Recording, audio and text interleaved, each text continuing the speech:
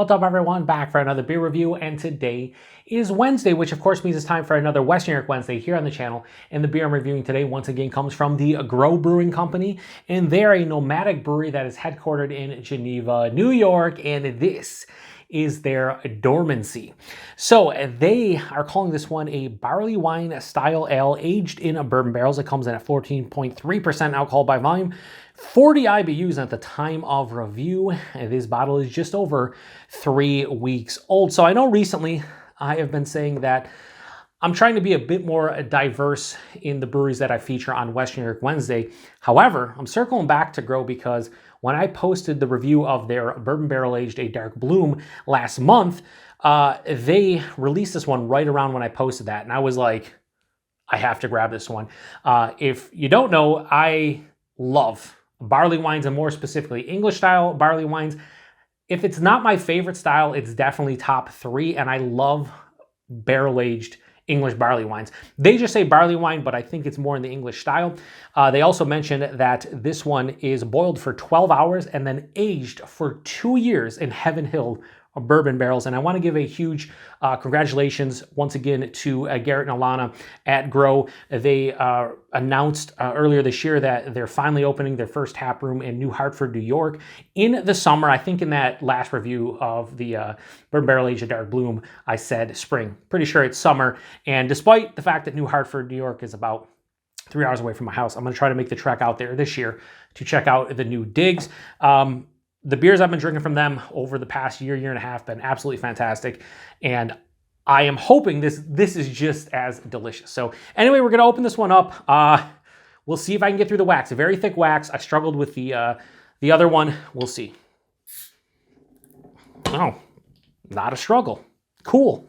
And the wax is ridiculous. I'm going to actually leave the wax on this one. Just put it over here for now because why not? Now, I'm not going to pour this entire thing. I got the hashtag proper glassware, but let's be honest. For an English barley wine, this is, or barley wine in general, this is not proper glassware, but it has the Grow logo, okay? Hashtag proper glassware. Shout out to Joe Senegali. He knows what I'm talking about. Anyway, we're going to pour this label out, hopefully. The labels are fantastic from Grow, and we'll talk about it a little bit later. But I'm going to pour like half of a glass here because I don't know if I'm going to drink this entire thing, okay?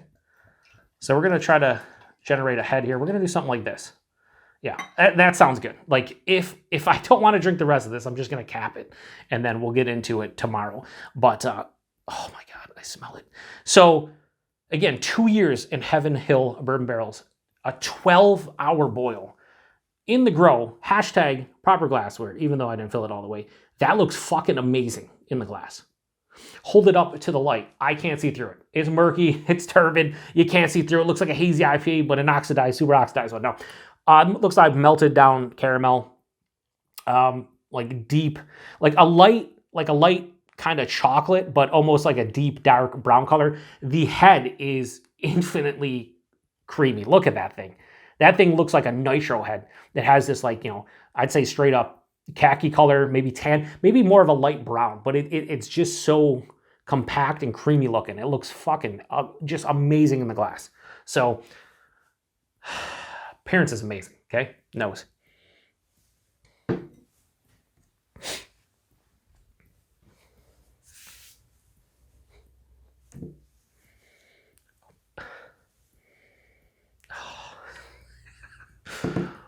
Oh, you see this smile? Yeah, shout out to the train. 2 thumbs up. Train, beer, everything. Listen. This is it. This is why the style is my favorite, especially barrel-aged barley wines. This is fucking immaculate. Like, I cannot even begin to tell you how awesome this nose is. Oh my God, it's fucking, the nose is, picture any caramelized sugar, it's all in here. The caramels, the toffees, the butterscotches, you know, the brown sugars, just all of that concentrated into this glass, into the aroma. There's tons of dark fruit. There's figs and dates, black cherry, raisins. And then there is a huge blanket of a very like charred kind of bourbon. So it has that like charred kind of like that toasted oak kind of quality in the nose. Like it has like a toasty quality to the barrel itself. But then it's like sweet peppery bourbon. There's a ton of vanilla. You know those bullseye candies, the caramel and the vanilla? It's like that, but it's like, I mentioned this in the Bourbon Barrel Aged Dark Bloom review, where I was talking about like chocolate covered like vanilla creams if they were bourbon soaked. And a good friend of mine, viewer of the channel, Curtis, was like, yeah, Woodford Reserve and another distillery, they actually do those. And I'm like, okay, I got to get them. So I still got to pick those up. But this is like if you took one of those bullseyes and just dipped it in bourbon, or took a shot of bourbon after eating one of those or something. There's a faint like kind of like, I'd say like cocoa powder kind of nose as well. There's a spiciness here too, like almost like a cinnamon-esque. It's probably, might be coming from the barrel and the bourbon and whatnot. Oh my fuck. There's a slight leathery kind of note in the aroma as well. Oh, ooh, okay, ooh. I'm not BSing you. This is one of the best aromas in a beer I've had in the last year, maybe even longer. The nose is a 5 out of 5. Like I almost don't want to drink this because if it's not as good as the nose, I'm gonna be disappointed. But it's a review, Joe. You gotta fucking drink the beer. Cheers, everyone.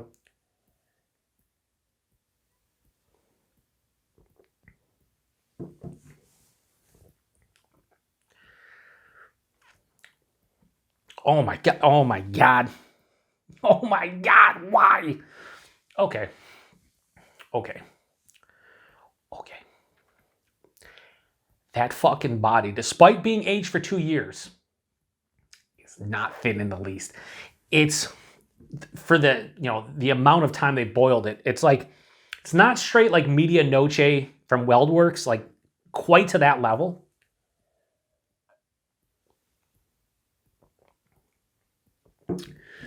But it has that velvety, smooth, thick kind of consistency. This is full body, despite being aged for 2 years in beer. So many times, we've talked about it recently, and shout out to Paul over at PA Brewing, who's a very good friend of mine, fellow beer tuber. He talks about a lot of times the barrel aged beers, like it thins out as it glides across the palate. And that's happening a little bit here, but not like a lot of other beers, because it's so substantially thick up front that by the end of the palate, it's still, in my opinion, full body. But it's very like dense at the forefront. So the body's fucking fantastic. The mouthfeel,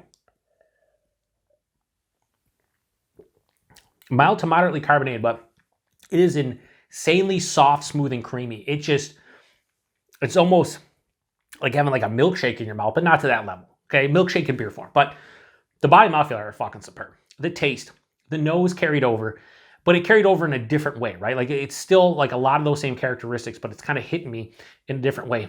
And I forgot it's 14.3%. Is it, is it warming? Is it boozy? Sure.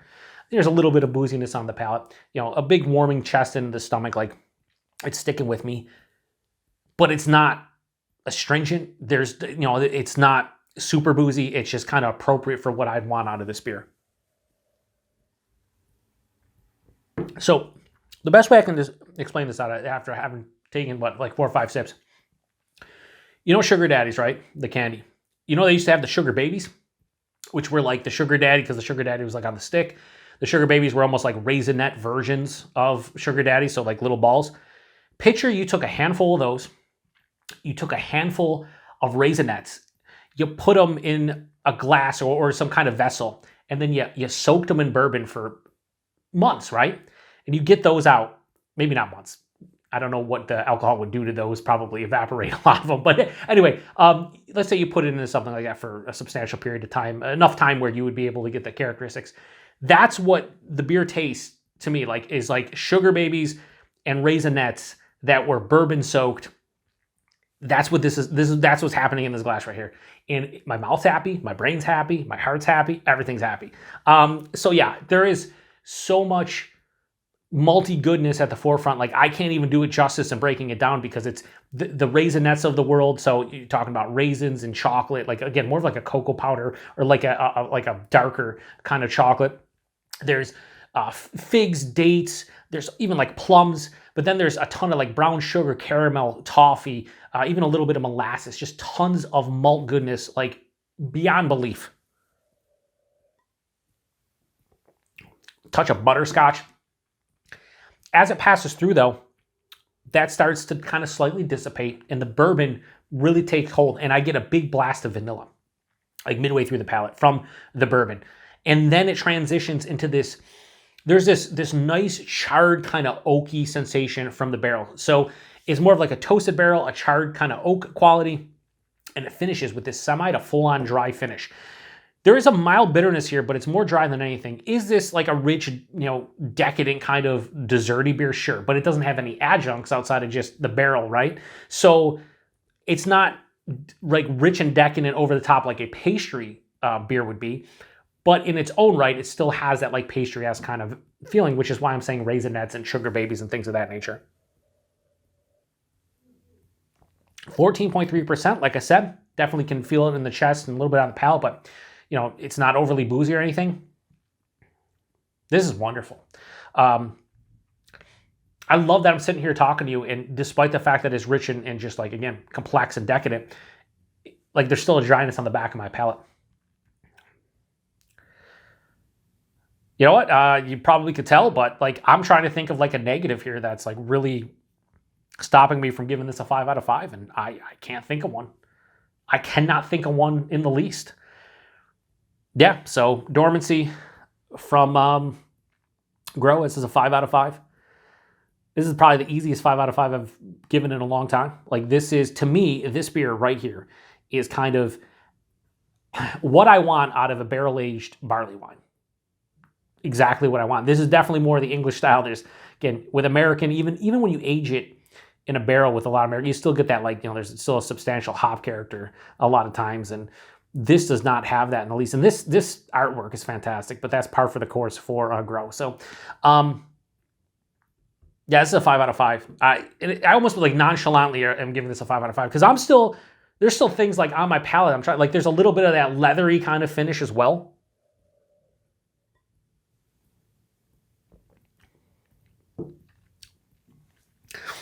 Almost cherry.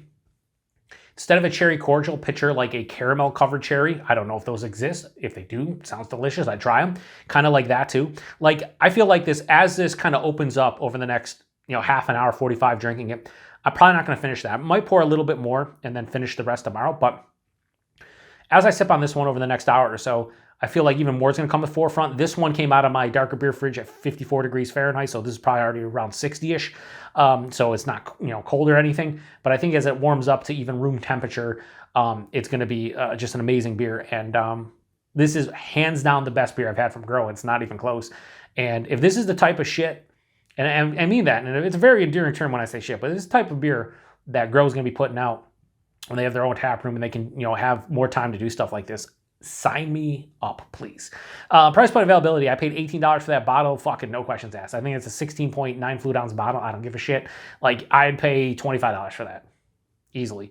The fact that it was sub 20 and it's this delicious all day long. And availability, by the time you see this, I'm sure that there's not a lot of places that are going to have bottles that are just hanging out, on the shelves and whatnot. Only I was gonna say Western New York, but only in New York State can you find their stuff. More in the Western New York to Central New York region, maybe down into like the southern tier areas. But basically, the western part of New York State is pretty much where you can find this. Probably like Albany westward is where you're gonna see this one. Hopefully, if you're in New York State and you do your Grow stuff and you haven't heard about this one, hopefully I've inspired you to pick it up, because this is a beer that everybody needs to try here in the state, especially if you've had Grow stuff before and you like this style. And I'm sitting here like the booziness is starting to really ramp up in my chest and my stomach, but I don't give a shit. It's 14.3%. I expect that. One more sip and then I'm going to shut this one down. I'm sure this is probably a fucking 18, 20-minute review. Whatever the case may be, it's worth it. When you give a beer a 5 out of 5, I have a tendency to kind of ramble on, kind of gush about it, and that's what's happening here. And the last two beers I had from Grow, both of them barrel-aged beers, the two of the best beers I've had from them. And yeah, I hope there's more to come. Yeah, nothing else to say. The bourbon, I think, is so well integrated, the actual spirit itself, where you get like enough of that peppery kind of bourbon quality and the vanilla from the barrel and whatnot, that even with 2 years on this one, it's not overly done barrel. Like it's, don't get me wrong, it's substantial, it's here. But it's not, like a lot of times the beers that are in, the barrel for a substantial period of time can just dominate the base beer. And that's not happening here. And I'm here for it. So anyway, if you've had this one before, comment section, I appreciate hearing from you. Like I said, huge congratulations to Grow on their new spot. Hopefully they get there later this year. And if they watch this, kudos to you for making some fantastic beers, some of my favorite from the Western New York area in the past year. So yeah, I'm going to shut this one down. Appreciate everybody stopping by for another beer review here on the Beer Patrol, another Western New York Wednesday. Check back next week. I actually don't know what I'm reviewing. I have to actually go pick something up because I don't have anything on hand from Western New York, but yeah, we'll figure it out. There's a lot of these, the Eclipse beers. There's so many being released. I'm sure that's happening all over the country. But we'll have to maybe choose one of them and review it or maybe a couple of them over the next couple of weeks. A lot of like dark lagers and black IPAs and things of that nature. So we'll see what I review. But again, I'm trying to be a little bit more diverse with the Western New York Wednesdays. Had to come back for this one though. And I'm glad I did because this is phenomenal. Anyway, till the next one. Cheers.